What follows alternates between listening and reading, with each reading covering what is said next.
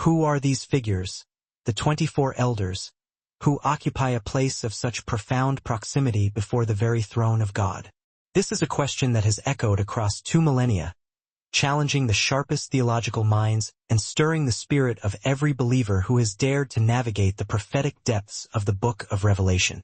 What the Apostle John was granted to witness was far more than a mere celestial display. It was the crucial intersection, the meeting point where the long-wrought destiny of fallen humanity converges directly with the absolute center of eternal governance. Nothing in that sacred theater, in its sheer blazing majesty, should have been revealed to a mortal man bound by time and dust. And yet, through a mystery that utterly transcends human comprehension, John saw and recorded it all. Today, the voice seems to whisper, every profound element of this enigma will be fully unveiled. Why, precisely, are there 24 thrones arrayed around the central seat of power? Why do these distinct beings wear crowns, the Stephanos of a victor, that are promised exclusively to those who overcome the world? What, truly, is their function as they remain before the Almighty Creator? And how does their presence fundamentally alter everything we assume about the organization of heaven, the ultimate purpose of human existence, and the nature of eternity itself? This unfolding narrative will meticulously trace the same spiritual path John followed, guiding us step by step until the initial layers of enigmatic symbol are transformed into absolute understanding. From the very instant John is raptured in the Spirit, taken up from the temporal plane, a colossal, inescapable theme imposes itself with crushing force. The throne of God, the undeniable manifestation of the divine presence, the blazing reality of eternal glory. There is no gentle transition, no smooth psychological shift between the limited, physical world and the boundless, eternal one. The ascent is immediate and decisive, an abrupt, direct call, a sovereign summons. He hears the commanding voice, amplified and ringing like the unmistakable sound of a war trumpet. And when his spiritual perception finally stabilizes, he is no longer a prisoner on the mundane island of Patmos, but stands directly before the sustaining reality that undergirds and governs all other existence. Revelation 4 verse 2 records this shocking immediacy. Immediately I was in the Spirit, and behold, a throne was set in heaven, and one sat on the throne. This declarative statement alone shatters any attempts by human reason to soften or reduce that moment into an abstract concept or mere spiritual symbol. John does not see an idea. He sees a literal throne, immovable, firmly established, and radiating overwhelming authority. The entire setting is presented, not as an abstract mystery veiled in shadow, but as a living, hyper-real environment. The concentrated light that emanates from and surrounds the throne is likened to the brilliant clarity of jasper and sardius, a clarity so profound it does not scorch the mortal eye, but utterly subdues it, demanding immediate reverence. John desperately attempts to calibrate his earthly perception, striving to categorize and grasp the staggering vision unfolding before him. Yet, he is forced to concede that there is no earthly comparison, no human language capable of translating the raw, transcendent spectacle. The colossal rainbow described, not merely as an arc of light, but specifically as being like an emerald, is far more than a decorative flourish. It is an immediate, palpable sign, a direct reminder of the covenant God graciously established with humanity after the devastation of the Great Flood.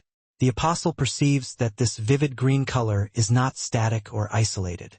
It pulses ceaselessly around the throne, functioning as the very active memorial of divine mercy, an eternal quality of God that has never for a moment ceased to exist. The covenant with Noah was never just a historical incident. It was inherently eternal, and now John beholds it manifested in its terrifying perfection. The persistent presence of this emerald rainbow around the absolute center of power carries a meaning that exceeds human logic. It is not solely a recollection of the past. It serves as irrefutable proof that the government of God functions and moves upon 2 unshakable pillars: justice and mercy, exercised simultaneously and without internal conflict. Everything John observes, from the blinding radiance of the light to the stabilizing colors enveloping the throne, points emphatically to a God who reigns flawlessly, who neither abandons his creation nor retreats from his promises. Nothing in that realm decays or wears out. The glory does not diminish in intensity. The transcendent light does not weaken. What Clear's throat John bears witness to is the continuous, untainted manifestation of the divine character. A throne eternally encompassed by the promise of grace that has never been, nor ever will be, revoked. The prevailing sensation that envelopes him is not paralyzing fear, but a sense of profound and overwhelming reverence. The apostle understands that he stands not before some poetic, allegorical vision, but before the absolute source of all authority, the springhead of cosmic rule. Every minute detail surrounding the throne seems to instantly respond to the will of the one who is seated. There is no chaotic energy, no purposeless noise. Instead, there are thunders, there are flashes of lightning, there are authoritative voices. All are precisely described in the sacred text of Revelation 4 verse 5. These elemental phenomena are not random atmospheric signs. They are the highly visible manifestations of divine government, the forceful expressions of a God who actively speaks, who commands, and who executes action. As John observes, he notes that the entire atmosphere alters subtly as the throne emits these powerful voices. They do not terrify the listener. Clear's throat. They simply affirm that there is no empty silence in this place. God is not a distant or withdrawn presence. He is an active, speaking king whose very voice sustains the structure of the universe. The apostle instinctively senses that the sound emanating from the throne carries the ultimate weight of all final decisions, as though the entire history of nations, across all time, hinges entirely upon what is being decreed from that absolute central point. It is impossible to fully describe this overwhelming perception without acknowledging that John is standing before the supreme government, the ultimate sovereign power. The sheer glory enveloping the throne does not derive from any external source. It radiates inherently from God himself. John perceives that he is not facing a human-like form that could be mistaken for an idol or a symbolic figure. He sees the one who sits there, and as he reports in verse 3, his appearance shone like precious stones. The apostle wisely avoids any attempt to define the face or physical shape. He understands that such a description lies far beyond the bounds of human language and capacity. What truly matters is not the outline, but the undeniable authority. The one who reigns there is immutable, eternal and tireless in his rule. The vast sea of glass, resembling crystal, stretches out before the throne, serving as a transparent foundation that reflects every ray of the light being emitted.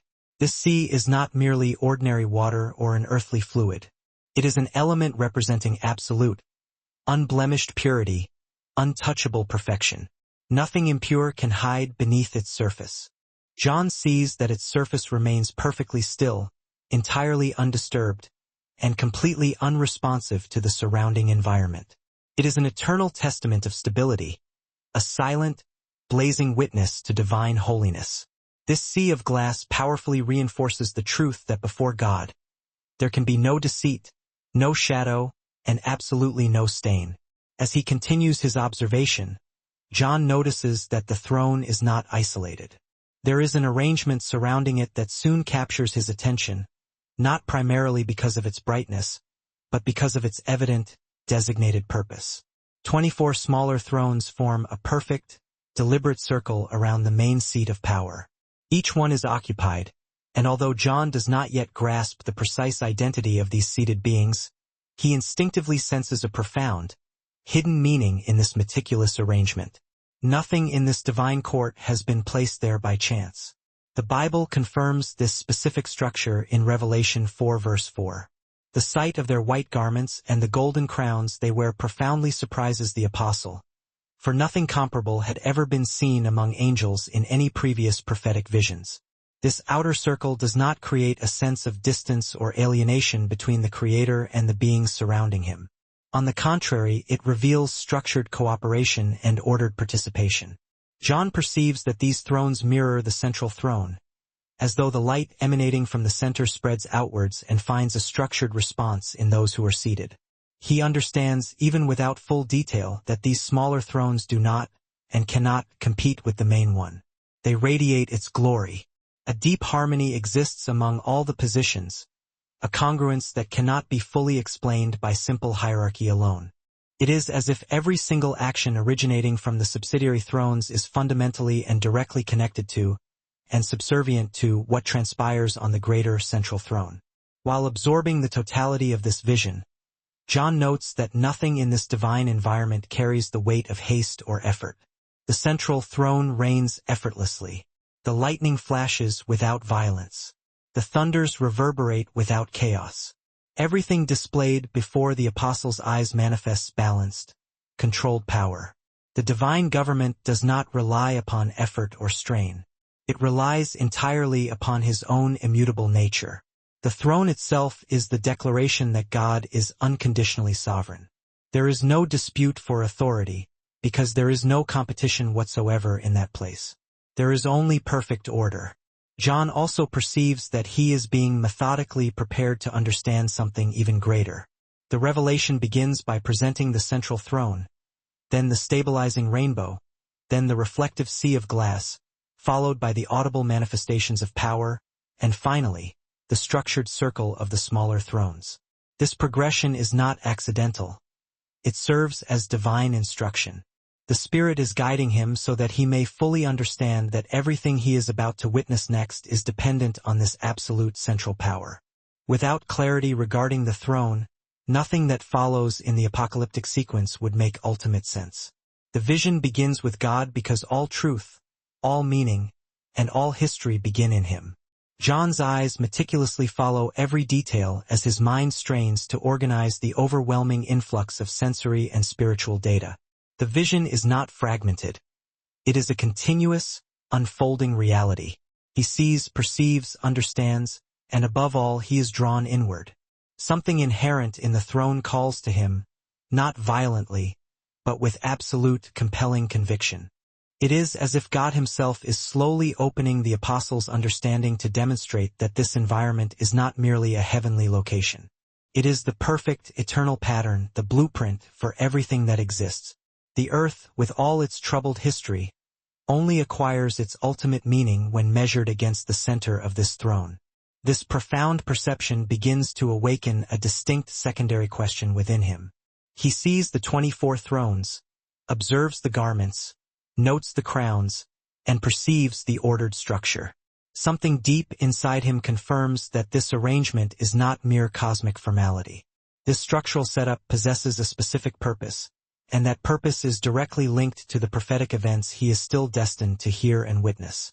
The main throne shines with greater and greater intensity as John continues to observe, as though the very atmosphere is being charged in preparation for the next stage of the revelation, leading the apostle to understand that this circle of thrones holds one of the greatest, most central mysteries ever disclosed to humanity. The circle of the 24 thrones and the heavenly order. John's vision continues, his gaze locked firmly upon the central throne. He now fully understands that nothing placed before him exists in isolation or without connection. The central throne is the singular starting point, but the formation around it demands immediate, focused attention, a meticulously established circle of authority. Revelation 4 verse 4 clearly describes that around the throne were 24 thrones, and seated on the thrones were 24 elders, clothed in white garments, with golden crowns on their heads. John contemplates this astonishing formation and perceives that each throne is aligned in such a precise manner that no seat obscures or overlaps another. The order is absolute and mathematical. The first crucial realization that dawns upon him is that these thrones are not figurative. They do not represent abstract spiritual concepts. They are literal, physical seats of honor, occupied by identifiable beings, established firmly within the very environment where the authoritative government of God is perpetually revealed. John finds no trace of hesitation or improvisation in this scene. Every position seems to have been designated and fixed long before creation itself began. The circular arrangement, rather than creating distance from the main throne, powerfully reinforces the truth that divine authority flows outwards from the center in perfect, harmonious concentric waves. Nothing in this ring attempts to compete for God's place, and yet, simultaneously, nothing is disconnected from his encompassing sovereignty. The 24 elders are clothed in dazzling white garments, and John instantly recognizes the profound meaning embedded in this color. He recalls the words he heard addressed to the 7 churches, the promises given specifically to those who remained steadfastly faithful, those who held fast to the faith through great tribulation until the very end. In Revelation 3 verse 5, the promise was delivered with stunning clarity. The one who overcomes will thus be clothed in white garments. Now, he stands before beings seated around the throne wearing exactly the vestments promised exclusively to those who persevere through earthly trials. This stark reality immediately produces an intriguing, compelling contradiction. These beings cannot be angels because angels were never offered or required to meet the conditions for that specific promise. They are clearly not beings created without a history of moral and spiritual striving, because these garments are unmistakable markers pointing to a specific journey of overcoming, faithfulness, and purification. John utters no words aloud, but his mind is racing, processing the evidence. Those smaller thrones are occupied by beings who visibly bear the indelible marks of fulfilled promise. Next, he closely observes the golden crown upon each head. This, too, is a symbol revealed in the promises made specifically to the faithful. In Revelation 2 verse 10, Christ declared that he would give the crown of life to the one who remained faithful even unto death.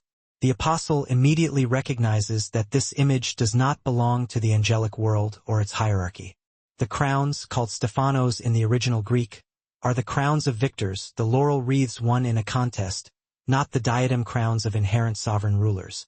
They are bestowed as a reward for completed service, not as a title of creation. These distinct details begin to solidify a clear, undeniable line of evidence within the apostle's mind. The thrones are real. The garments are those of purified overcomers. The crowns are the visible rewards of spiritual victory. There is a discernible pattern here that he still does not fully comprehend, but which clearly reveals that these beings possess a history, a difficult journey, and a record of moral choices. They stand, or rather are seated, before the throne not because they were originally created for that specific location from the beginning of time, but because they arrived there through demonstrated faithfulness and endurance. This perception does not yet furnish all the answers, but John senses that the revelation is advancing at a deliberate, necessary pace. Their position in the encompassing circle around the central throne has a massive purpose, a function John begins to sense. The central throne is the unchallenged focus of all authority. The 24 thrones form a circle that does not challenge the center, but rather participates in the environment of government and counsel. They are permanent spectators, eternal witnesses, and active cooperators in the divine administration. They do not appear restless or anxious.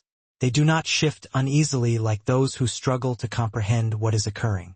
Everything about their demeanor conveys profound stability, as if they inherently understand every action and decree that proceeds from the main throne. The apostle notes that the way they direct their gaze toward the main throne demonstrates conscious, deliberate submission, not merely automatic obedience. They do not appear to be creatures moved by instinct, but honored beings who respond with full understanding and knowledge. When the throne emits lightning and thunder, the elders remain perfectly firm and attentive, like those who recognize and comprehend the origin and meaning of each manifestation of power. John perceives that their function is not merely decorative. They participate actively in the decision-making environment that flows perpetually from that absolute center. The harmony between the central throne and the surrounding thrones becomes more strikingly evident as John observes. He notes that there is no sound of discord or dispute. Everything cooperates seamlessly for the flawless functioning of that setting. This reveals that the heavenly government carries no shadow of disorder or inefficiency. The 24 elders are an intrinsic part of a functional, ordered structure, and this structure existed long before humanity had even begun to grasp the meaning of spiritual authority. John tries to find words powerful enough to describe the emotions he feels, but he understands that the most critical task is not to express his subjective feelings, but to recognize and record the perfect, divine order before his eyes. He sees that heaven is meticulously organized. The arrangement of the throne speaks volumes about God's relationship with the redeemed.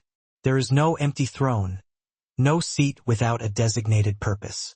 Everything in that place loudly declares that God establishes his order with absolute precision and maintains around him those who walked faithfully on earth. The circle of thrones also reveals an essential truth about proximity. None of those honored seats are positioned far from the main throne.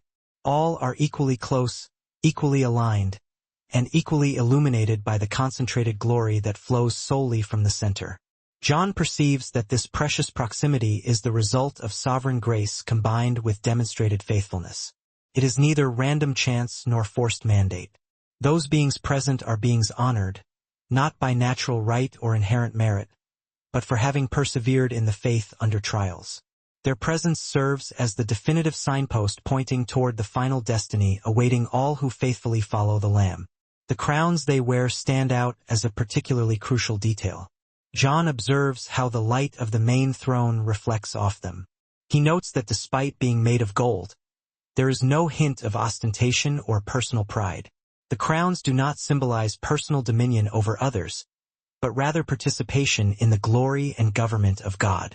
They are, fundamentally, crowns of victory, not crowns of autonomous sovereignty. They shine because they are constant reminders of the spiritual victories achieved, victories which were only made possible through the sustaining power of God. John begins to understand that these crowns will be perpetually cast down before the throne at specific, awe-filled moments as the highest expression of acknowledgement that all victory, without exception, comes from God alone. The posture of the elders also captures the apostles' attention. They are seated, but they are not inactive. The act of sitting is a sacred symbol of rest after a completed journey, the fulfillment of the promise made by the Lord. John understands that before the central throne sit not weary warriors, but victors who now receive the permanent, honored place that was promised to them. They represent the ultimate triumph of God's plan for those who remain faithful in a world permanently marked by trials and suffering. This deep, developing understanding continues to form as John absorbs the environment. He perceives that if there is a separate throne for each of them, then each place is the precise result of a specific individual life story. Nothing there is generic or mass-produced. Each crown, each garment, and each appointed position speaks of a unique testimony. The apostle understands that he is only at the beginning of the journey. The full revelation of exactly who they are has not yet been completely unveiled. But the heavenly order already conclusively demonstrates that these beings hold a fundamental, participatory role in the seismic events that are about to unfold before his eyes. John keeps his gaze fixed on the circle of thrones and senses profoundly that this organization is not recent or temporary. This structure was established long before he was summoned into the Spirit. The vision does not present something newly created in that moment, but reveals something that has always been eternally established in the highest heaven. The apostle recognizes that the Spirit will soon deepen this understanding. The circle of thrones holds a profound meaning that will irrevocably connect the ultimate heavenly revelation with the entire history of human redemption. John continues observing, and his attention begins to focus not just on what they wear or what rests upon their heads, but on the intrinsic reason why they are seated there at all. He understands that he is being guided toward the discovery of something far greater than mere rank. Those thrones not only reflect perfect order but define a unique identity. The final, clarifying revelation about these beings is approaching, and when it is delivered, it will definitively show why they fundamentally do not resemble angels and why their position before the throne is unique in all creation. They are not angels. The impossible identity. John's eyes remain fixed on the circle of enthroned elders. Every meticulous detail of the white garments, every flash of light reflected by the golden crowns, every measured trait of those beings' posture indicates that there is something profoundly unusual, even shocking, about them. The heavenly order surrounding him leaves absolutely no room for baseless speculation. Everything in that realm is functional, direct, and irrevocably established by God himself. And it is precisely the strict divine order that begins to powerfully highlight the difference between the elders and any other celestial being John has ever witnessed or heard of. The first major difference stems from the detail already before him, the white garments. John instantly recalls the specific words he heard spoken by Christ himself just prior to being taken up in the Spirit. In Revelation 3 verse 5, The Lord promises unequivocally that the one who overcomes will be clothed in white garments. This specific promise was never, under any circumstance, made to angels. Angels do not receive rewards for faithfulness because they do not live by the dynamics of faith. They do not face moral fallibility. They do not encounter temptation in the way human beings do. They are not regenerated or redeemed. Angels serve, but they are not the objects of redemptive grace. Therefore, upon seeing those distinctive garments, John understands that he is standing before beings who carry a history of struggle, a path of journey, and the scars of perseverance. Next, his eyes focus keenly on the golden crowns. The term used in Scripture, Stephanos, clearly describes a victor's crown, a prize won in a spiritual contest, not the symbol of inherent natural authority. It is the very same crown promised to the one who is faithful unto death, as Christ declared in Revelation 2 verse 10. Angels do not receive crowns of victory. They do not fight spiritual battles in the manner human beings do. They do not overcome temptation. They do not experience repentance. They do not know saving grace. All of this evidence leads to a single, simple, and inescapable conclusion. Crowns are signs of reward, not titles of creation. And if they rest upon the heads of the elders, then these beings achieved victory through faithfulness in a world of moral choice. John perceives that this distinction is monumental. Every single element he observes around the throne's points in exactly the same direction. These beings do not belong to the standard angelic category. They wear what was promised specifically to the saints. They display symbols that were not established for celestial entities, but exclusively for redeemed human beings. This perception begins to settle within him as absolute truth, even though he still lacks understanding of the full, complex role each of them holds. Another critical point captures the apostle's attention. In no previous prophecy, neither his own nor those recorded by others, did angels ever appear enthroned. They appear serving, ministering, announcing divine messages, but never seated on thrones as those who govern. In Daniel 7, Daniel sees countless myriads of angels surrounding the throne, but he does not see thrones occupied by angels.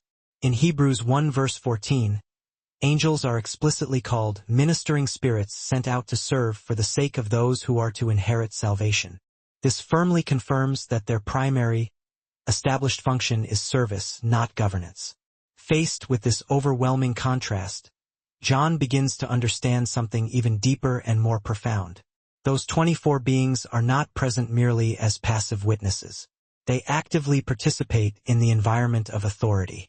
They are seated because they have received a permanent, elevated position of honor. They are crowned because they successfully completed a moral and spiritual journey. They are dressed in white because they were declared worthy and purified. None of this applies to angels. All of this, however, perfectly aligns with the promises made exclusively to the redeemed. As he observes, John remembers the specific song mentioned later in his vision. In Revelation 5 verse 9, the elders sing a new song, proclaiming that the Lamb purchased them for God with his blood from every tribe and language and people and nation. Angels cannot sing that phrase with truth or meaning. They were not purchased.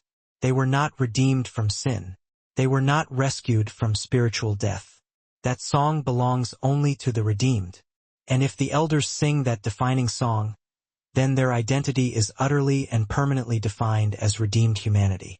John, still observing, understands that this distinction is not merely theoretical or speculative. It is manifesting as a tangible reality right before his eyes. The elders bow down at specific, mandated moments, cast their victory crowns before the throne, and worship with a deep, experiential understanding of what they received.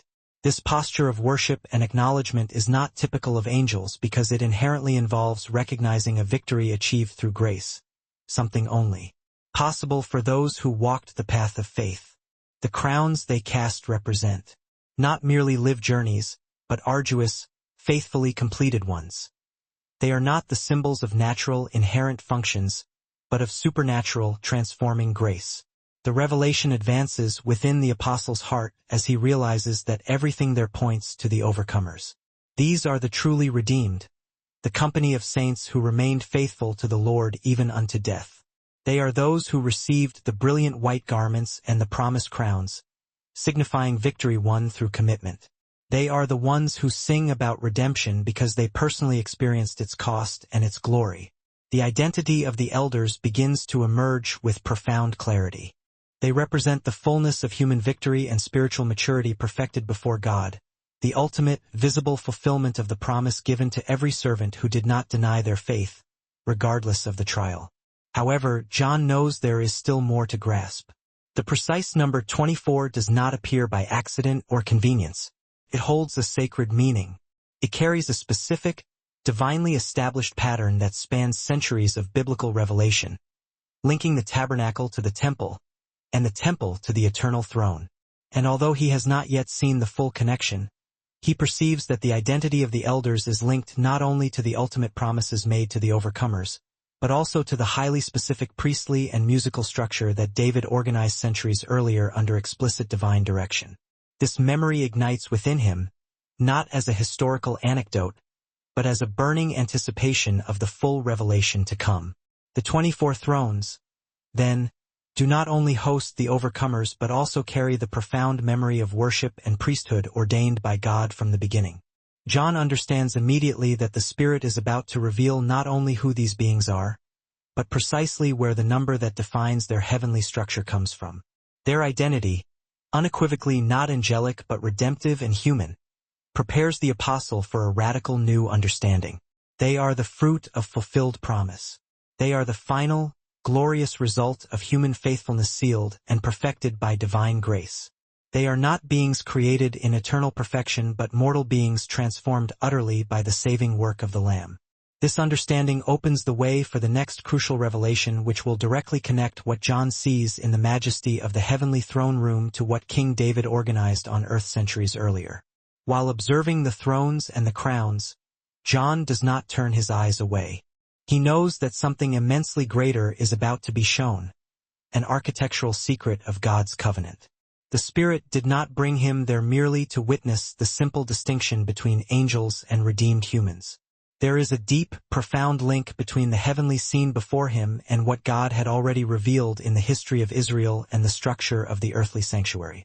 The presence of those 24 elders is the beginning of a magnificent mystery that deepens and connects the past, present, and future of the entire people of God, the comprehensive community of overcomers from the earth.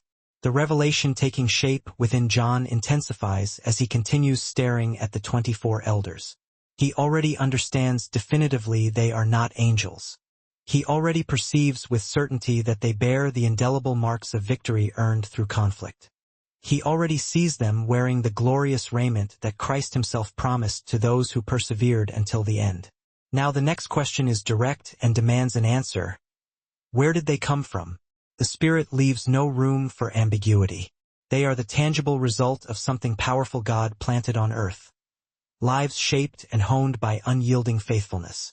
They are people radically transformed by the power of redemption wrought by Christ. John remembers the precise words of Christ addressed personally to the 7 churches, words he heard shortly before being taken up in the Spirit. In Revelation 3 verse 21, the Lord declares with absolute authority that to the one who overcomes, he will grant the supreme right to sit with him on his own throne. This is the same right John sees fulfilled before his eyes, just as Christ overcame and is now seated with the Father. The promise was not a mere symbol, a poetic metaphor, or a future ideal. It was a literal, actionable promise.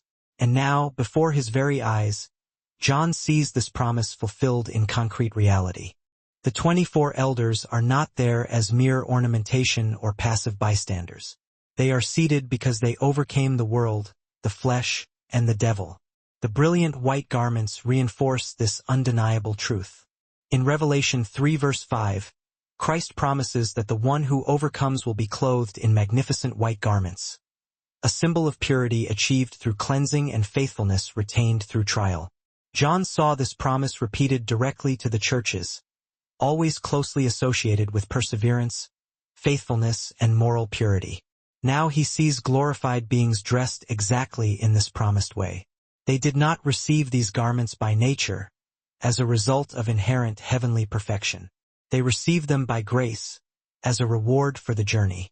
This visible fact indicates that they lived on earth, faced brutal temptations, remained firm, and chose consistently to honor God even under the heaviest pressure of the world. The crowns they carry reinforce this same glorious truth. Crowns are not granted automatically at the moment of salvation. They are given specifically at the end of a long, successfully finished journey. In Revelation 2 verse 10, Christ promises the crown of life to those who remain faithful until death. In 2 Timothy 4 verse 8, Paul speaks confidently of the crown of righteousness that will be given to those who dearly love the Lord's appearing. In James 1 verse 12, Scripture affirms that God will grant the crown of life to the one who endures temptation and trial. All these scriptural descriptions point to the same principle. Crowns belong to those saints who faced the fallen world, engaged the enemy, and remained faithful to God's calling. John knows the elders did not receive crowns through some natural merit or intrinsic holiness, but exclusively by grace granted after demonstrated perseverance. The profound fact that they are seated confirms that they were not only saved from sin, but officially approved by the Master. They represent not merely the redeemed populace, but the victorious overcomers. Those who finished the race course God set for them and steadfastly kept the faith. Their crowns do not symbolize personal or prideful glory but stand as the powerful testimony of the Lamb's faithfulness in transforming human weakness into spiritual, lasting victory. Their position there, seated so remarkably close to the central throne, reveals something John had never seen with such comprehensive clarity. God intends to share his government and reign with those chosen people who loved him and served him on earth. The 24 elders are not distant mythical figures. They are the fully matured result of everything redemption produces. Everything Christ taught about total surrender, unshakable faithfulness, patient perseverance, and confident hope is now embodied physically in the posture and presence of those the apostle sees seated. They represent the final, glorious destiny of the faithful church. John observes their position and perceives that the Spirit is showing him not only what they are currently, but what they ultimately represent for all believers. They are the consummate fulfillment of Christ's words to the churches. They are the final, indisputable reality of the promise that overcomers will indeed sit on thrones alongside Christ. There is nothing in that heavenly scene that contradicts what Jesus promised the struggling saints. On the contrary, every single detail confirms that the faith lived out genuinely on earth produces profound eternal consequences in heaven. Those smaller thrones around the central throne show that heaven is the place where genuine faithfulness is recognized, honored, and rewarded with authority. He also perceives something more, a corporate truth he had not fully understood before this vision. When Christ spoke about the overcomers in the letters to the churches, he was not offering an isolated, individual privilege but preparing his entire people for a greater, unified, collective reality. The elders represent all those who were faithful across all ages, but they also function permanently as eternal witnesses that God meticulously honors those who remain firm and true. John realizes that everything in heaven carries specific purpose, including the number, the structure, and the very presence of those thrones. The elders also reveal that spiritual victory is not only individual but is ultimately collective. They form a complete circle because they represent a unified body of people, the totality of the saints, not just isolated individuals. They are the glorious fruit of grace that transformed lives across all ages and dispensations. They represent the fullness of what Christ accomplished for the entirety of humanity. This powerful visual truth reinforces that God does not save only to rescue from penalty but to fully restore human dignity, not only to transform but to publicly honor, not only to deliver but to place his people in positions of authority and shared rule. The manner in which they sit before the throne also speaks volumes. They are not restless. They do not show doubt. They do not carry any residual weight of their past struggles. They are utterly at rest. The fact that they are seated indicates that the time of tears, fierce struggles, and grievous afflictions has ended forever. They have achieved the eternal rest God promised. They are before the throne not as tormented servants or defeated souls, but as full participants in divine glory and government. It is the perfect fulfillment of what is written in Revelation 7 verse 17. where the Lamb shepherds them and wipes away every tear from their eyes. The song they sing later on powerfully confirms this identity. In Revelation 5 verse 9 they sing, proclaiming that the Lamb purchased them for God with his own blood. No angel can sing that song. Angels were not purchased, were not redeemed from sin, were not washed and purified by the blood of the Lamb. The song belongs exclusively to the redeemed, to the church. The fact that the elders sing this profound truth shows that they are glorified human beings, men and women transformed by the perfect, finished work of Christ. John understands that what stands before his eyes is the clearest revelation he has ever seen concerning the ultimate destiny of the faithful. The elders represent the final result of lived faith, the living testimony that God fulfills every one of his promises. They are irrefutable proof that the Christian walk has ultimate purpose, that perseverance through difficulty is not in vain, and that faithfulness is eternally rewarded. Their presence declares that Christ not only saved lives but elevated them to the highest place of honor and authority before the throne. Their number, however, continues to draw John's attention insistently. 24. John senses that the Spirit is about to show him that this quantity is not symbolic in some abstract sense but carries a profound, concrete meaning connected directly with the history of Israel and the divine organization of the priesthood.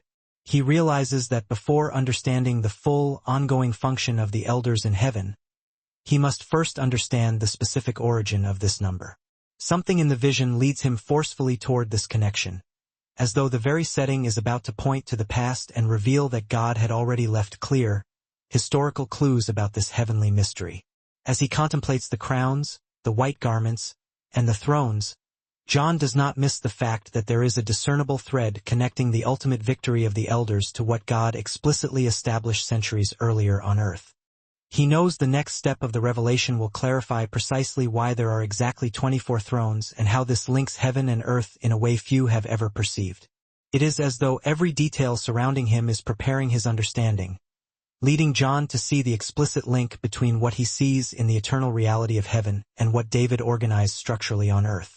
The Code of David. John remains intently focused before the 24 elders, and the number continues echoing persistently in his mind.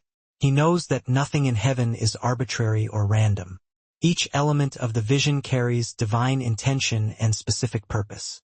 And as he contemplates the structure of the thrones, his understanding begins to expand rapidly. The Spirit who brought him there now leads him to remember something familiar in Scripture, something he had surely read dozens of times but never understood as part of a single greater revelation. The number 24 appears for the first time in Israel's history, not as an abstract symbol, but as a rigid, functional order given by God through the hand of David. The memory takes shape with sudden, powerful clarity. In 1 Chronicles 24, David organizes the priesthood into 24 distinct divisions or courses. It was not a political or arbitrary choice. The text states explicitly that David did this according to what had been revealed to him by the direct inspiration of God. The division of the priests into 24 groups had one direct, essential purpose: to maintain continual service before the Lord in the earthly temple. Each division represented a portion of worship and intercession that would not cease, a symbol that God should be honored day and night without interruption.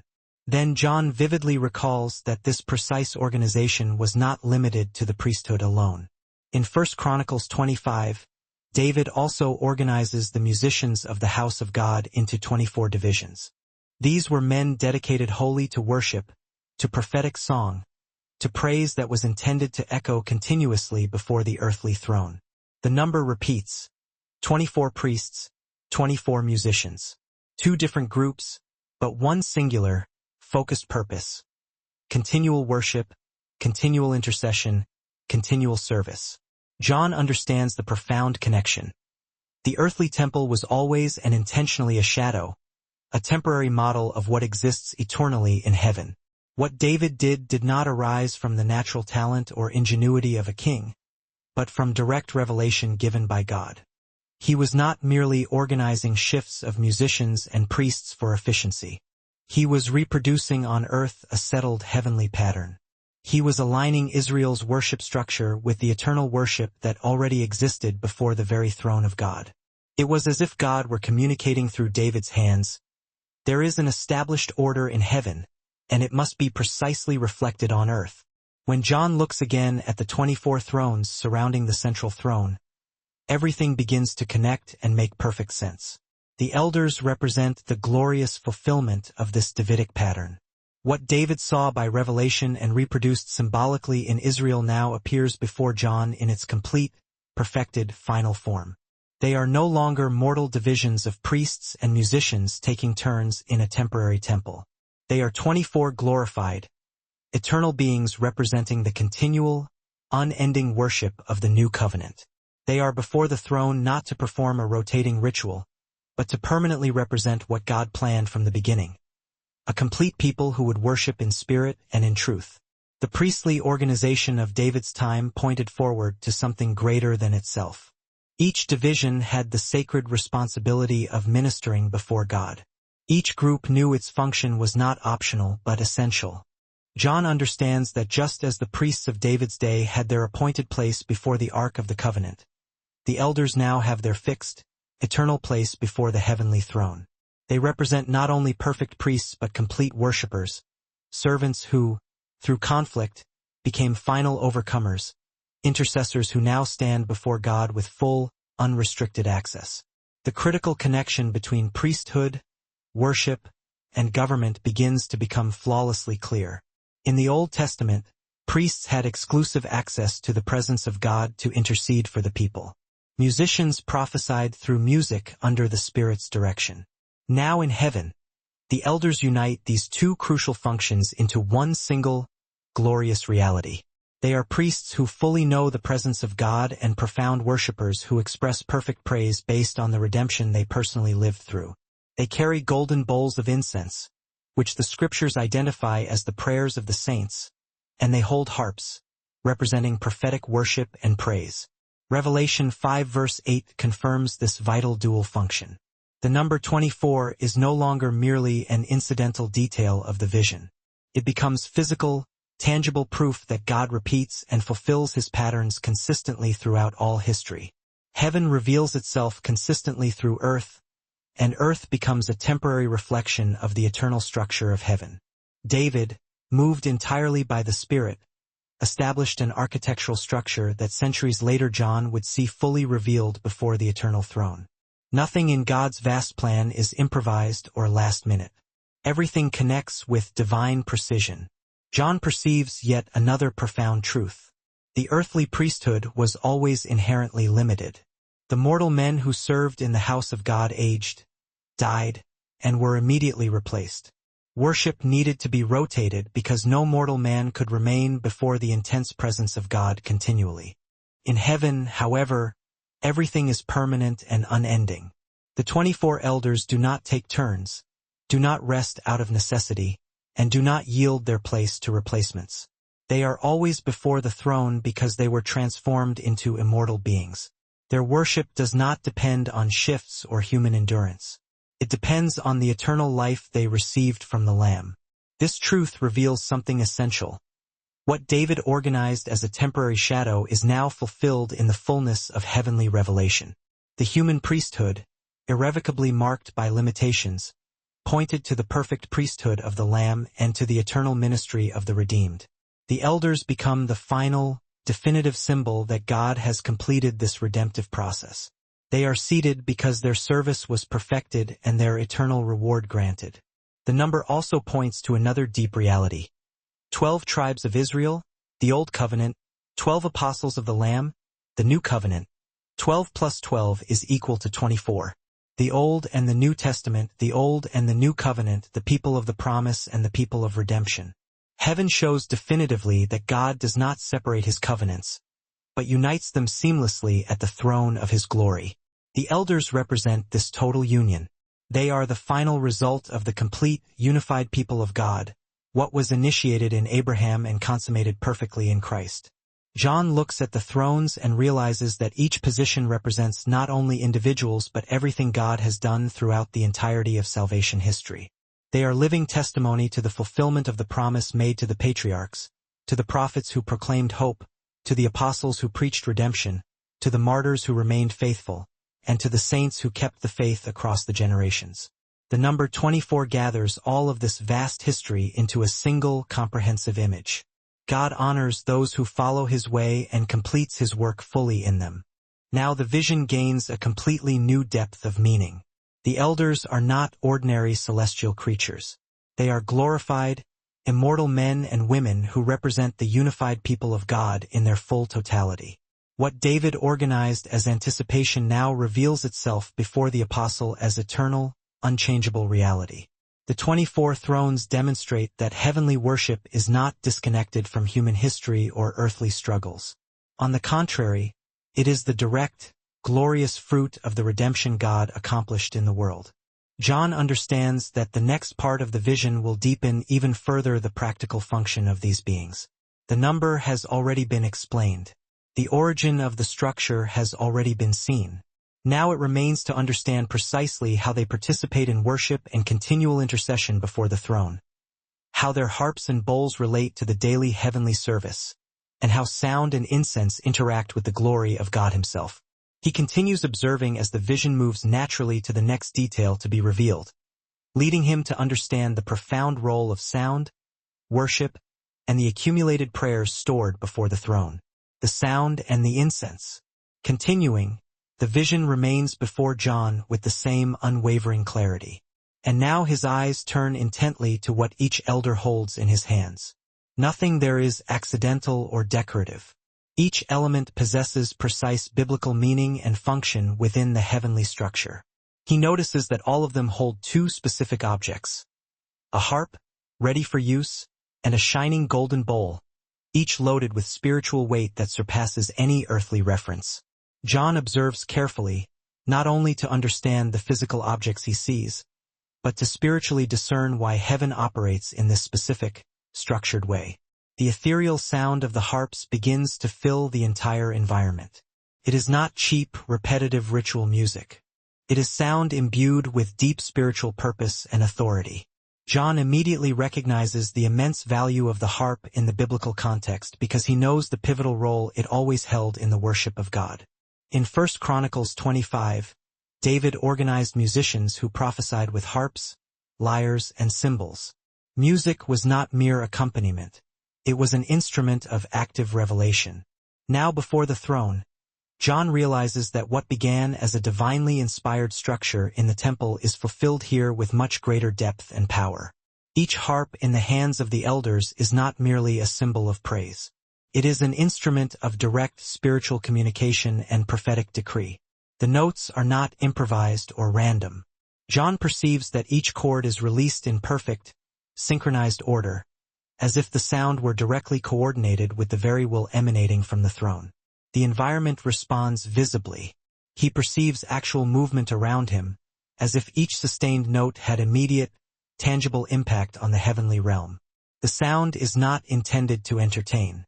It is intended to declare divine truth and establish reality. The elders do not play for themselves. They play directly for the Creator, and what they produce has a profound, direct effect on the heavenly atmosphere and government. At the same instant, John sees the golden bowls gleaming brilliantly in the hands of the elders. Inside them is thick, fragrant incense. He recognizes the symbolism instantly because the text describing this vision makes it crystal clear. In Revelation 5 verse 8, the incense represents the prayers of the saints. The profound truth of this revelation takes physical shape before John's eyes. Every prayer ever made on earth, every sincere supplication, every hidden cry of faith, every whispered confession, is represented there. Not as something forgotten or lost to time, but stored meticulously before God, waiting for the right moment. The fragrant smoke rises from the bowls and spreads throughout the environment before the throne. John observes that the smoke does not disperse randomly or chaotically. It unites seamlessly with the sound of the harps. This fusion creates an understanding John had never before experienced. The prophetic praise of the elders and the historical prayers of the saints are intimately connected in a single, powerful movement. Heaven does not separate worship from intercession. Both are part of the same essential flow of reality before God. John perceives that each prayer carries definitive weight and value before the throne. He sees the thick smoke rising and understands that nothing God's people do in faith is ever lost or wasted. What seems like silence and delay on earth is visible, active movement in heaven. What seems like a long-delayed response is perfect storage and preparation before God. John now understands literally what the psalmist declared when he asked that his prayer rise before the Lord like incense. This is the enduring heavenly reality. Prayer does not disappear upon uttering it. It remains.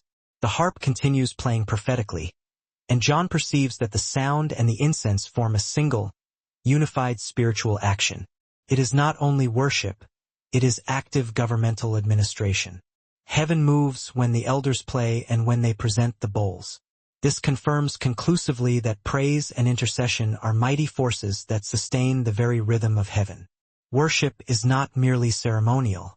It is dynamic, active, and responsible for declaring and implementing what God has already established. The prayers, in turn, are presented as spiritual offerings constantly before him. John notices that each bowl is completely full. This astonishes him. There are no half-filled bowls, no gaps, no deficiencies. The faithful saints in every age contributed their faith and tears for these bowls to remain constantly full before God. Every sincere prayer, whether offered in the temple, cried out in the desert, whispered in prison, or prayed through agonizing tears, is faithfully stored there. John perceives that the prayer of the weak, the cry breathed out in desperation, and the elaborate plea of the strong, receive the exact same value when offered in genuine faith.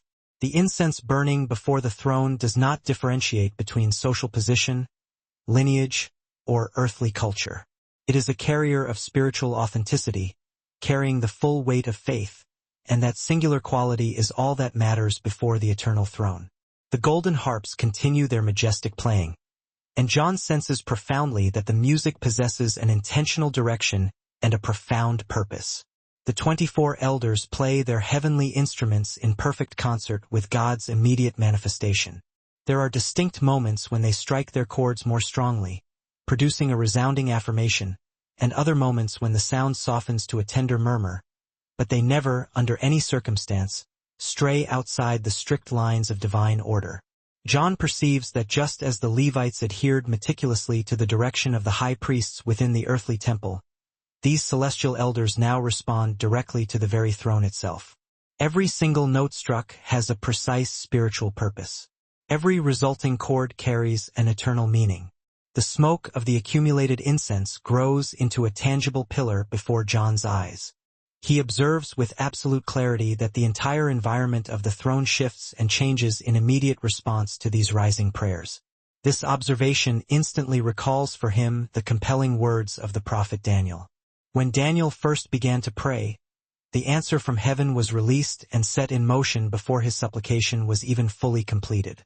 This profound truth demonstrates that prayer does not merely ascend into the atmosphere, but rather it actively generates movement and intervention.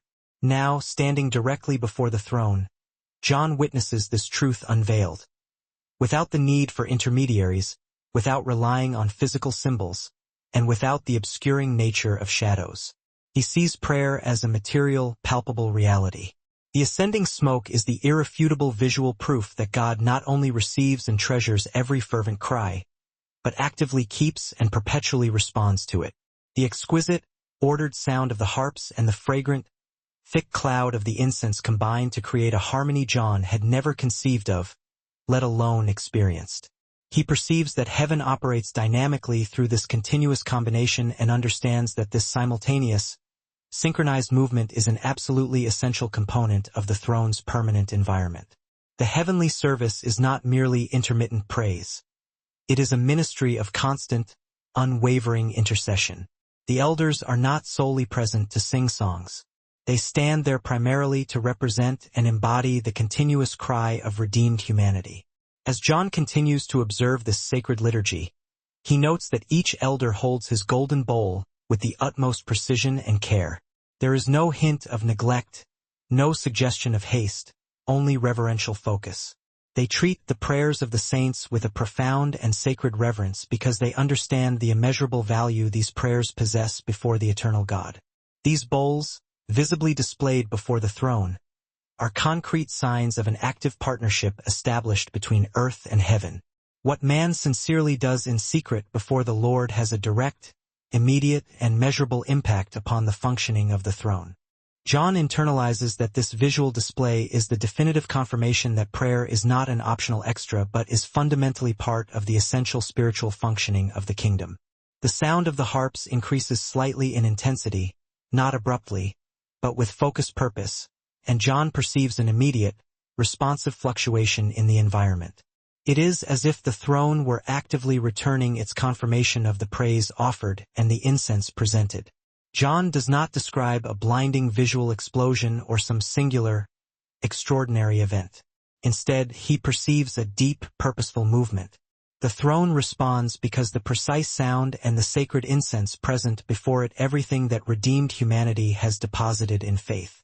The elders lift their bowls higher, and John understands that this is far more than a simple symbolic gesture. It is a profound, perpetual priestly act. They are presenting before God everything that was accomplished in faith on the earth. They intercede for the saints, not because the Lamb lacks the ability to hear, but because they fully participate in the heavenly government as royal priests. This continuous movement confirms that the priesthood of the Church is actively continued in heaven, now operating in its full, perfected, and immortal form. The harps maintain their playing, and John perceives that the notes are poised on the brink of changing key and rhythm. Something entirely new is being meticulously prepared. The music softens, the bowls remain elevated, and the incense smoke begins to accumulate more intensely, forming a dense, fragrant cloud. John senses that this intense accumulation is not accidental or casual. It is a deliberate preparation. The entire environment of the throne adjusts and settles, as if awaiting the next decisive movement to be initiated by the Lamb. And as John observes this meticulously ordered scene, he realizes that the sound of the harps and the fragrance of the incense are not merely components of the ongoing service, but are integral parts of the unfolding revelation itself. Something monumental is about to happen directly before him. The Lamb remains the immovable center, and everything the elders are doing, from the way they play their instruments to the manner in which they present their bowls, points with single-minded focus to the immediate next moment. The bowls remain raised high. The incense continues its steady, concentrated rise, and the spiritual expectation grows palpable as John perceives that a new, unprecedented song is about to be sung. The singular song that the entire host of heaven eagerly awaits. The sound of the harps continues in perfect order, but a profound shift occurs in the heavenly atmosphere when the elders lift those bowls before the throne. John perceives that the coming moment will not be a simple continuation of the service. It is a dramatic and sacred transition. The music becomes subtle. The incense smoke concentrates densely above the bowls, and everything in the vision focuses toward the center where the Lamb stands eternally, victorious. Until this moment, John has witnessed praise, government, profound reverence, and continuous intercession. Now, he is about to witness something that the whole of heaven is waiting for. A song that can only be sung because the Lamb has definitively overcome death and the grave. John's attention is now drawn away from the harps and the bowls, focusing instead on the powerful, dramatic convergence of the two. Revelation 5 verse 9 states definitively that they sing a new song to the Lamb. John understands immediately that this song is not a simple repetition of any other praise ever heard in the courts of heaven. It is not a variation of the ancient psalms, nor is it merely an echo of the songs once sung in the temple on earth.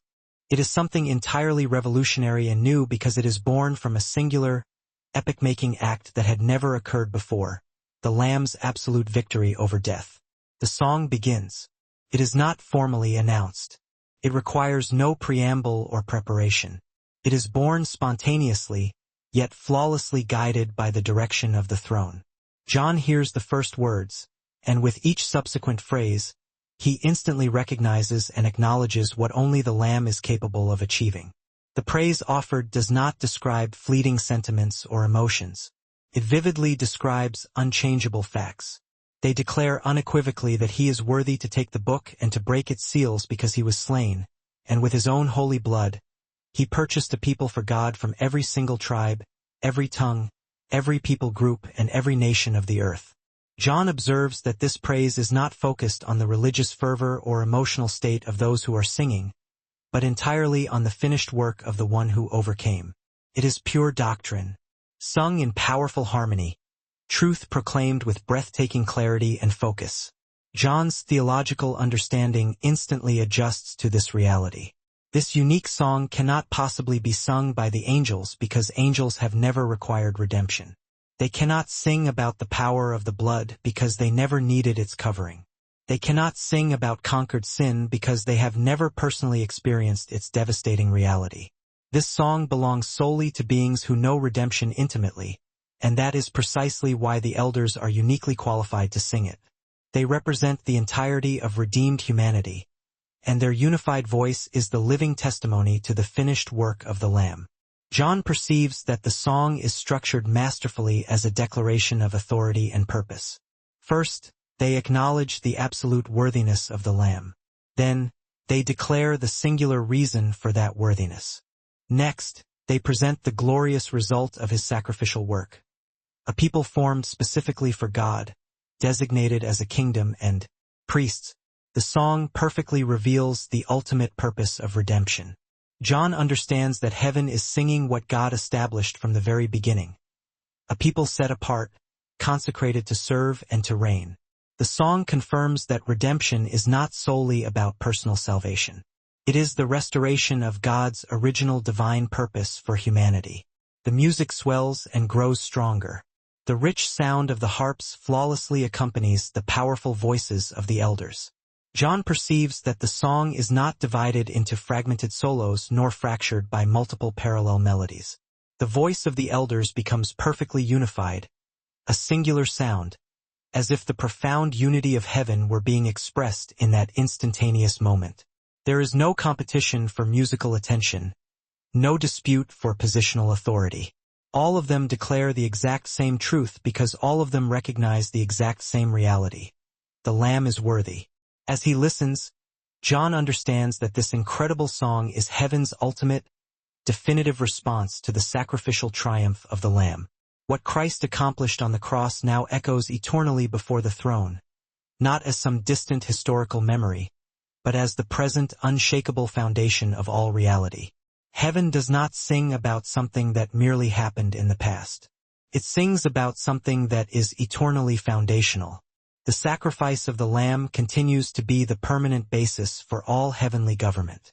John can feel that every phrase of the song points inexorably to what Christ accomplished, and he understands anew that heaven does not operate by unpredictable emotions but by unchanging, eternal truths.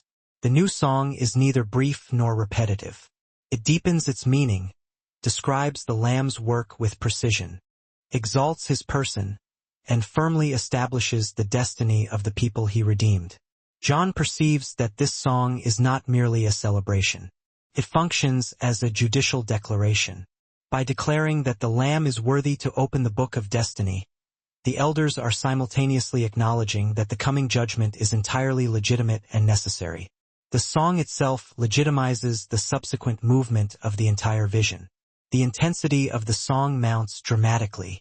John observes that not only the 24 elders participate now, but the entire heavenly environment responds instantly.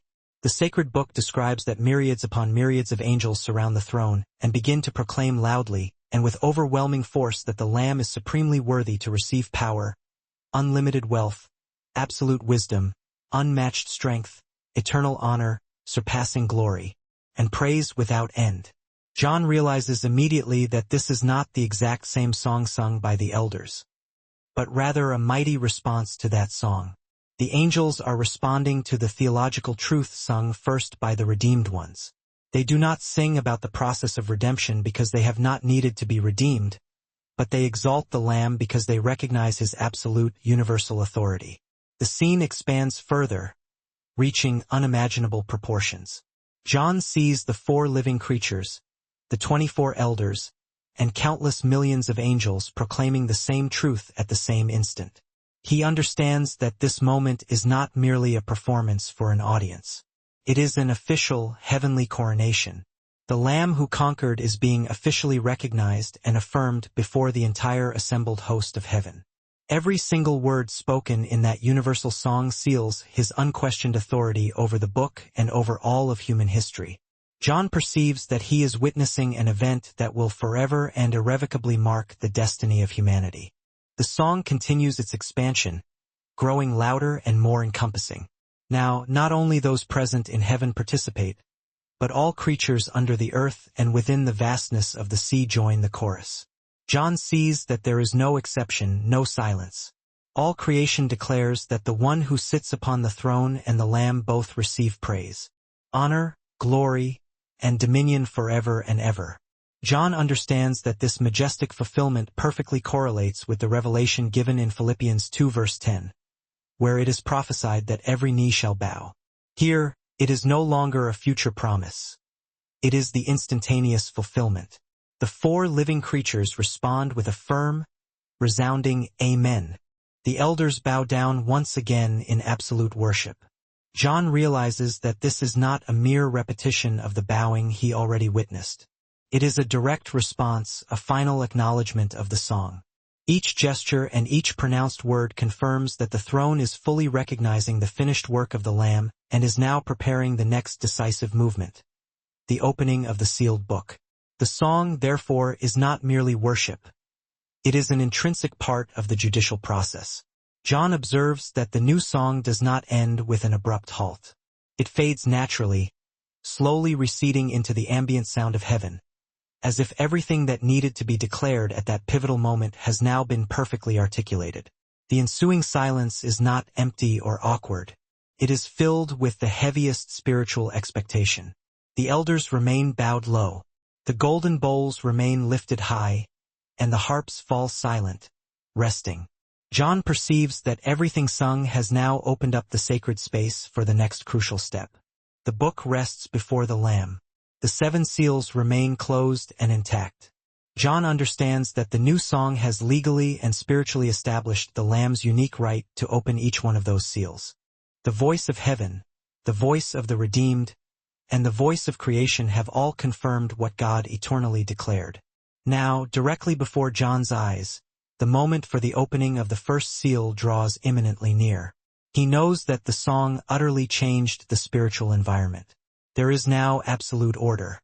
There is unchallenged authority. There is total confirmation. John senses that nothing and no one will interrupt what is about to be set in motion. The whole of heaven awaits the next action of the Lamb.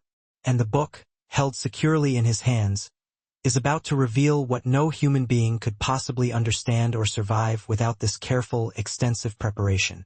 The new song concludes, but its effect continues to resonate, because everything that will come next depends entirely on the worthiness of the one whom heaven has just exalted to the highest place. And as John watches the Lamb holding the book of destiny, he perceives that the next monumental movement of the throne is already precisely defined, and that what was previously hidden will finally begin to be revealed when the first seal is broken. The sealed book and the advance of the divine plan.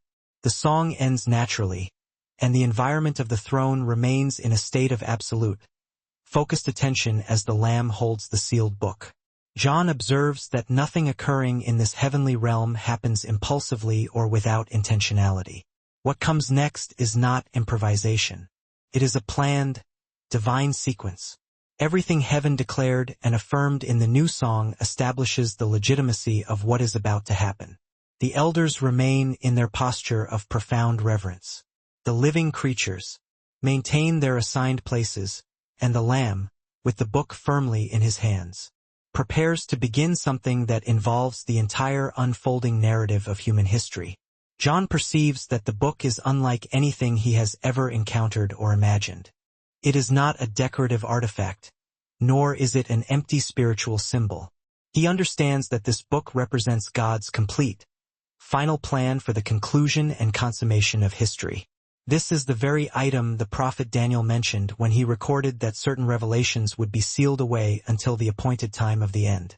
Now, resting before the Lamb, the book is no longer distant or inaccessible. It is prepared to be opened. Each of the seven seals contains a critical portion of what will inevitably happen on the earth. and John feels the immense, crushing weight of the destiny he is about to witness. The seals are not there to prevent the ultimate fulfillment of the plan. They are strategically placed to protect and preserve its sensitive content until the proper, predetermined moment arrives. John understands that no one in heaven, or upon the earth, was found worthy to open the book or even to look upon its contents. And this lack of worthiness includes the highest princes, the greatest prophets, the mightiest kings, and spiritual beings of the highest cosmic order. The unique worthiness of the Lamb does not spring from brute strength or political power. It comes entirely from his act of complete, perfect surrender. He conquered death precisely because he gave himself wholly. He alone can open the seals because he flawlessly fulfilled the Father's eternal purpose. John sees this truth vividly when he gazes upon the Lamb who remains, standing, yet bears the indelible marks of having been slain. The Lamb lifts the book with absolute certainty and firmness, and John perceives that the seals are not mere physical locks. They represent carefully defined stages of revelation that God purposefully chose to release in sequence. Each seal contains catastrophic events that will directly affect nations, restructure governments, sweep across entire peoples, and fundamentally alter the very structure of the world. John does not react with fear or dread. He reacts with profound understanding. He knows that God's plan is not wanton destruction driven by caprice. It is divine justice applied with perfect, absolute precision. The throne before which he stands does not act impulsively, but with deeply rooted, eternal purpose. The first seal has not yet been broken, but John perceives that the entire environment is adjusting in anticipation of this act. Nothing in heaven is scattered or out of place. The living creatures watch intently, the elders remain perfectly silent, and the vast angelic legions surrounding the throne await the command that will come only from the center. John hears no side conversations, sees no distractions. Everything is focused on the unity of the Lamb and the book.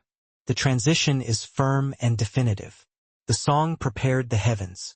Now the seal will open the way for everything that is to come. John observes the Lamb move his hand and decisively touch the first seal. The gesture is simple, an almost casual brush, but the spiritual impact is profound and irreversible. Even before the seal is physically broken, John understands that this book does not reveal only judgment and wrath. It reveals advancement and the glorious continuation of the work already begun by the Lamb. Redemption has been established. Now, the kingdom will be fully revealed through these acts. John knows that each seal fulfills a critical part of that revelation and that nothing released escapes the absolute authority of the throne. He perceives that the seals do not open arbitrarily into chaos. They open specific, predetermined phases of history that God has sovereignly determined. They are not historical accidents but specific events fulfilling specific, defined purposes. What John sees before the throne confirms that what will happen on earth will not be the result of random chance, but the result of the sovereign decision and direction of the Lamb.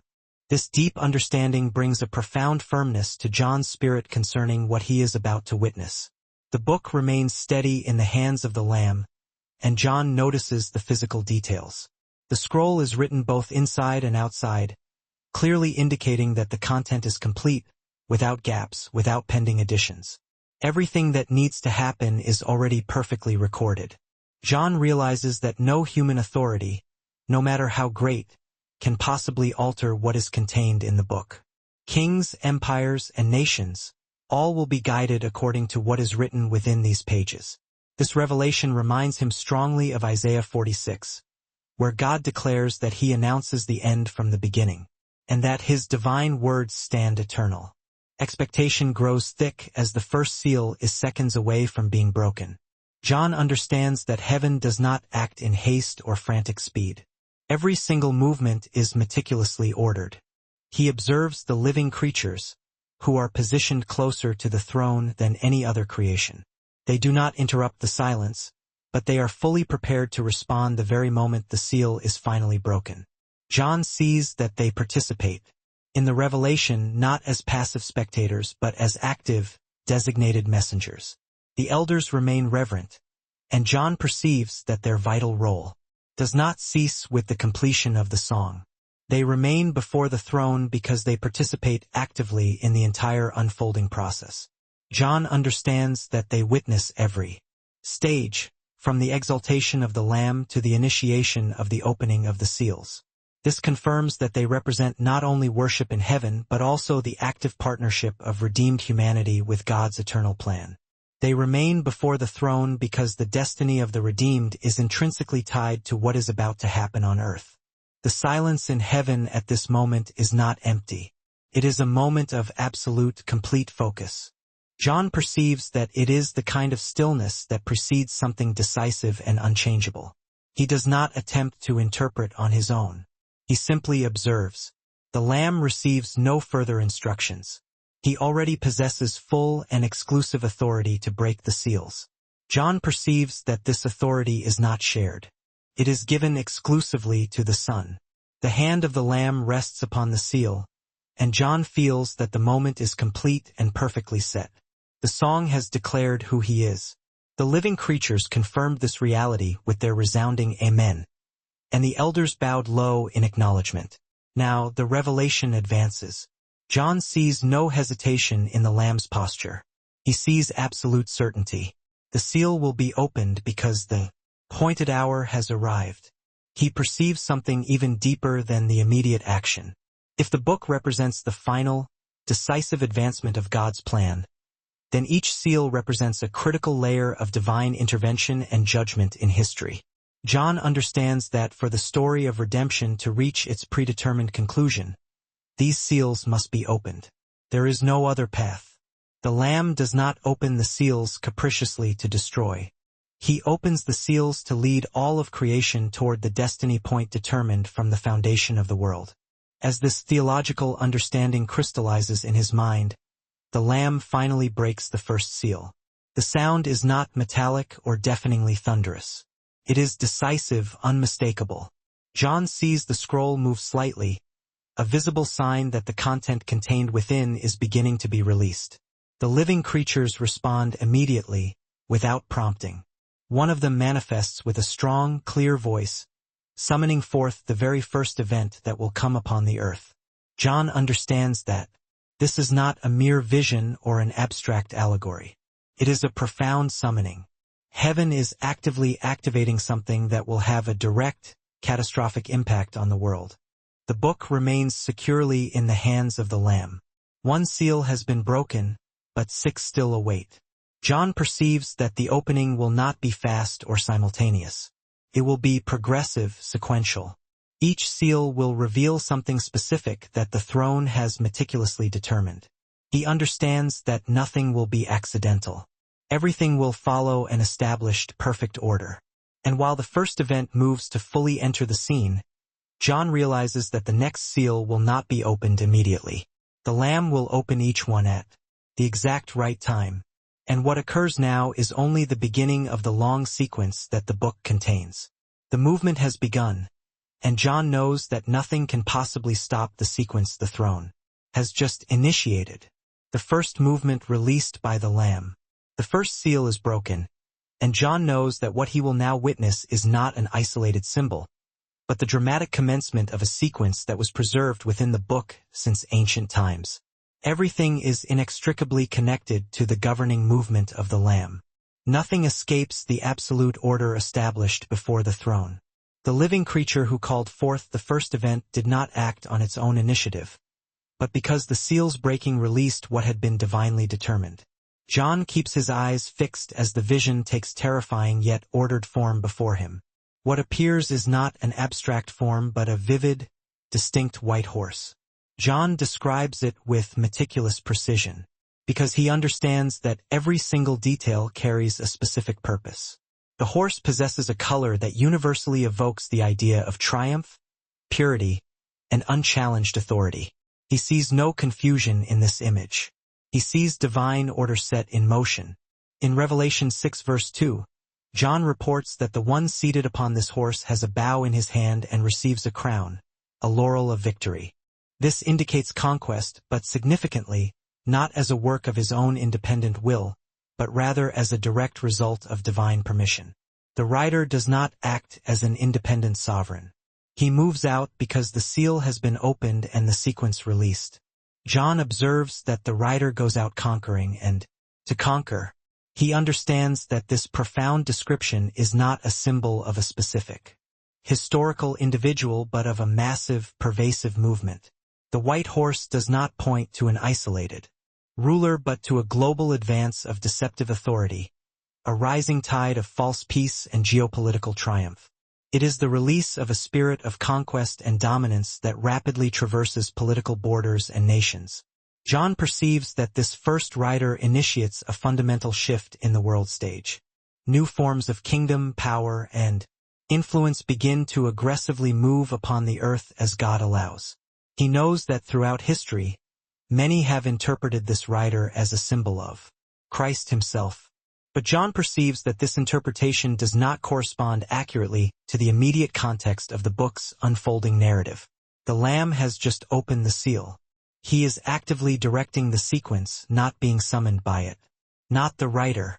The figure described is not a benevolent savior, nor is he Christ himself, despite the misleading appearance of the white horse. The biblical text makes it clear that this rider is merely the inaugural installment in a terrifying sequence of movements unleashed by the breaking of the 7 seals. He does not appear to bring salvation or lasting peace. Rather, he is a force of conquest. He holds no power to redeem humanity.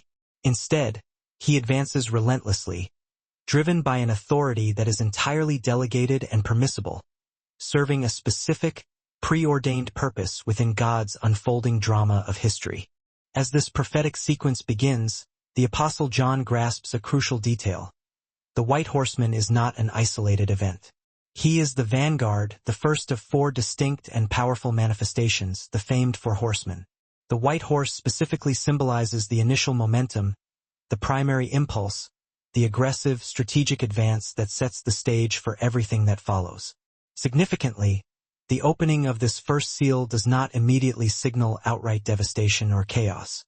Instead, it triggers a dramatic ascent of power among the world's nations. We see the rapid emergence and consolidation of influential leaders, strategic geopolitical alliances, pervasive global movements, and powerful new socio-political structures that gain dominance swiftly and unexpectedly. This surge is not random human history.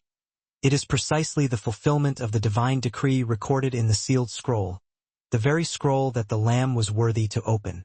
John perceives with absolute clarity that every major power shift, every movement that gains traction during this critical period, operates entirely within the constraints of this celestial mandate. The depiction of the rider holding a bow, but notably without arrows, signifies a potent power wielded from a distance, the capacity to exert profound influence without necessarily engaging in physical, immediate combat. John understands this visual metaphor represents global movements that propagate through compelling ideologies, shrewd international agreements, and pervasive strategic influence. The explicit detail that a crown was given to him underscores that this authority is not self-claimed or usurped. It is permitted, a temporary allowance granted by divine providence to execute specific phases of the ultimate plan. John's primary assurance amidst this frightening vision is that God never relinquishes control. What appears to humanity as unbridled political or military advancement is, in the reality of heaven, simply the progressive unveiling of the divine revelation. As the white horseman charges forward, John realizes the grim truth. The first seal does not usher in an era of stable, lasting peace. On the contrary, it initiates an irresistible political impulse characterized by escalating influence and aggressive, rapid global expansion. While many on Earth will mistakenly interpret this surge as meaningful societal progress, John recognizes it merely as the preliminary phase, the initial tremor of a catastrophic sequence designed to expose the profound fragility of the human world and underscore the absolute necessity of the true, eternal kingdom. The advance of the conqueror is not an end in itself. It is the calculated precursor, diligently preparing the unstable ground for the succeeding seals. Meanwhile, the 4 living creatures maintain their unwavering vigilance before the throne. John notes a significant absence of shock or dismay in their demeanor toward the white horse's movement. They are fully cognizant of the established order of the seals, They participate actively in the unfolding revelation, serving faithfully as divine messengers and guardians of God's meticulous plan. John observes that as the rider recedes into the distance, the heavenly atmosphere does not revert to its former tranquil state. The seal has been broken, the process is irreversible, and the trajectory of history has been fundamentally altered. This current event does not conclude the vision.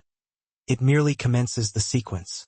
John knows assuredly that the second seal is imminent, but he dedicates his focus to accurately discerning the profound meaning and implications of the first.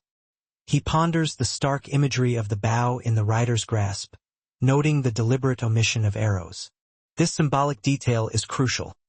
The power wielded here is not characterized by immediate, overt violence, but rather by sophisticated strategy and creeping influence. It is an authority that projects itself across vast distances, subtly influencing the global narrative and shaping the critical decisions made by nations. John understands that before the world descends into the overt horrors of the subsequent seals, there must be an initial phase of intensified political maneuvering, the formation of brittle, temporary alliances, and the elevation of charismatic leaders who manage to inspire only superficial, fleeting confidence.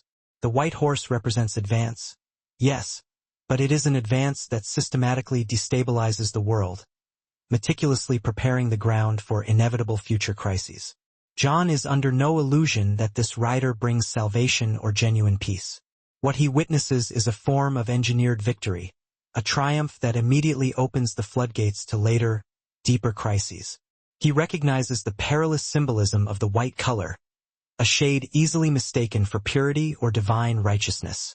However, in this context, the white signifies conquest, calculated dominance, and aggressive power, never holiness or purity. The vision is uncompromisingly clear, and John makes no attempt to dilute its stark, terrifying truth. The crown being given to the rider is the defining detail. He does not seize power illegally. It is handed over. This confirms for John that the accelerating ascent of global powers during this prophetic era is divinely permitted. This permission is not an endorsement of their actions or intentions, but an integral component of the final revelation leading toward the culmination of human history. God's overarching plan is never dependent upon the world maintaining superficial stability. On the contrary, he often permits, even orchestrates, profound instability to strip away the veneer of human self-sufficiency and reveal the inherent fragility of all temporal structures and governance.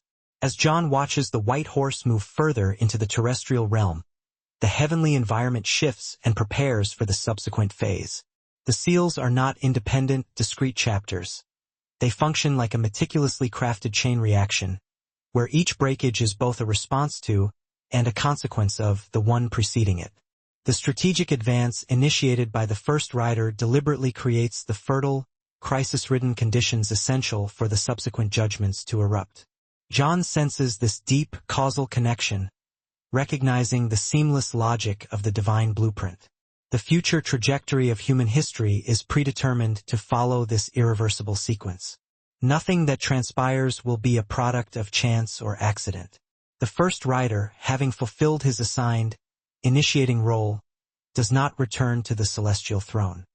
He continues his conquest while the earth below rapidly transforms into the unwilling stage for the catastrophic events released by the open seal.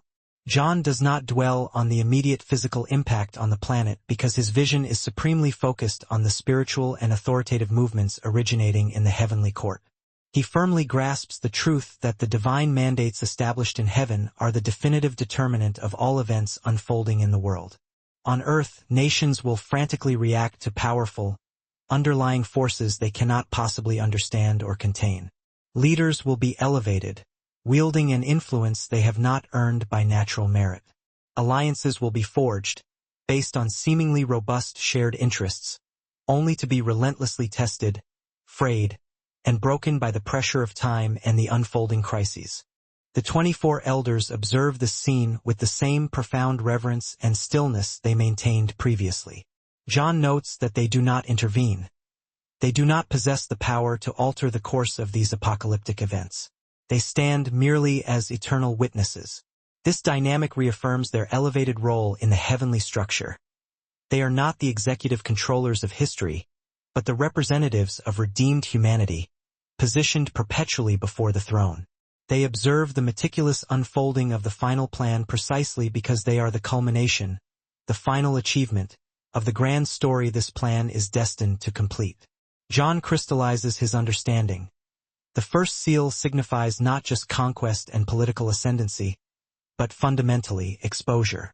It reveals the hidden, often sinister, intentions lurking within the human heart, the inherent corruption within systems of governance, and the brittle, self-serving nature of geopolitical alliances. As the writer advances, the deepest motivations of the world's nations will be ruthlessly tested and laid bare. The deceptive facade of progress that this writer seemingly promotes will tragically become the unstable foundation upon which devastating future conflicts are inevitably built. John is keenly aware that even as the first rider completes his charge, the second horseman is already preparing for his emergence. The atmosphere above remains charged and irrevocably altered because the sealed book remains open, eagerly awaiting the moment for the next seal to be fractured. As the white horse fades from the vision, John understands that this is far from an ending. The consequential movement initiated by the mighty Lamb is just commencing, and the subsequent seal will unleash the direct, unavoidable consequence of this initial release of political power and influence. The conqueror advances, and the entire globe is now set to experience the accelerating effects of a world suddenly moving in strict accordance with the prophetic determinations recorded within the book held firmly in the Lamb's hand. The solemn procession of the elders, the tireless vigilance of the living creatures, the music of the harps, the rising prayers symbolized by the incense, the declaration of the new song, the shattering of the seals. Every single detail within this immense vision converges upon one truth. The entirety of human history only acquires its true, eternal meaning when it is viewed through the lens of the Lamb. He stands as the immovable center of the cosmic throne, the sole foundation upon which all genuine worship rests, the ultimate reason for the possibility of redemption, and the unquestionable authority directing every single stage of God's eternal plan. When John witnessed the Lamb taking the scroll, he beheld far more than a ceremonial heavenly act. He witnessed God's definitive and sovereign response to the catastrophic fall of humankind. The terrible mysteries recorded in the sealed book could only be unveiled because Christ, the Lamb, had first sacrificially given his life on the cross. Every entity in heaven acknowledges this foundational act. The entirety of creation bows to this truth. And we, standing face to face with this profound revelation, are similarly commanded to recognize its supreme authority. For if the throne symbolizes the glorious destination where history reaches its dramatic culmination, then the cross remains the sacred starting point where our personal story is offered a chance to begin anew. Every seal broken, every cosmic movement set in motion, every new song sung in the presence of God reveals the unmistakable truth that the Creator has never abandoned his world. He established a clear path back to himself. He sacrificially offered his only Son. He called a people out of darkness. He meticulously prepared the dramatic end of this age. And above all, he persistently continues to extend a tender invitation to every individual soul, urging them to return to the glorious purpose for which they were initially created. The vision of the throne is not merely the final, distant destination of history. It serves as an immediate, powerful reminder that every single life lived on this planet must ultimately be confronted with the undeniable truth of Jesus Christ. He is the conquering Lamb, the only worthy one, and it is exclusively before his authority that the seeking heart can secure true forgiveness, gain lasting direction for its journey, and discover unfailing hope. If the Apostle John, having witnessed this overwhelming spectacle, understood definitively that all of history converges upon Christ, then we, having received and heard what has now been revealed, are unequivocally called to an immediate and active response. There exists no genuine heavenly vision that fails to compel us toward radical personal change. There is no profound biblical revelation intended to leave the human heart in a state of comfortable neutrality. There is no true encounter with the majestic Lamb that does not utterly transform the life of the person who humbly accepts his authoritative voice. The solemn vision of the throne stands as an urgent reminder that eternity stretches immediately ahead of us, and consequently, every single step we take in this life must be guided, assessed, and oriented by the redeeming truth of the one who gave his absolute everything to save us from ourselves and from the coming judgment. If today, in this very moment, you sense a deep, compelling need to turn back, understand that Christ is actively and lovingly calling you home. If you perceive that you have carelessly drifted away from the anchor of faith, be assured, He remains completely available and merciful. If you finally understand that you must start a new, clean story for your life, He stands ready and opens the door wide for that transformation. He never demands unattainable perfection. He simply asks for heartfelt surrender. He does not issue a charge or a bill for the errors of your past. He offers full, complete redemption freely. The vision of the throne was fundamentally revealed, not to paralyze us with terror, but to instill deep conviction and remind us that a supreme Savior reigns over all events with absolute justice, yet calls us personally with enduring love. Every terrifying and glorious detail John saw points solely to Him, and consequently, everything you are currently living through can be profoundly and permanently transformed by His presence. Therefore, if you currently desire to reconcile fully with Jesus Christ, giving your life back to the one who secured victory for you, or if you wish to commence a new journey toward eternal salvation right now, please do it immediately in a simple, sincere, and heartfelt way. We invite you to comment below, declaring, "Receive me, Lord Jesus. You are my one and sufficient Lord and Savior of my life." And for those who already belong to Christ, please take a moment to comment Amen, so that the algorithms carry this crucial message to even more seeking hearts. Every Amen profoundly assists this word in reaching those who urgently need to hear it, those who need to return from wandering, and those who need to be awakened once more to the magnificent truth that all of heaven proclaims ceaselessly before the throne. May Christ be your unwavering strength, your deep peace, and your certain way. Until the next revelation.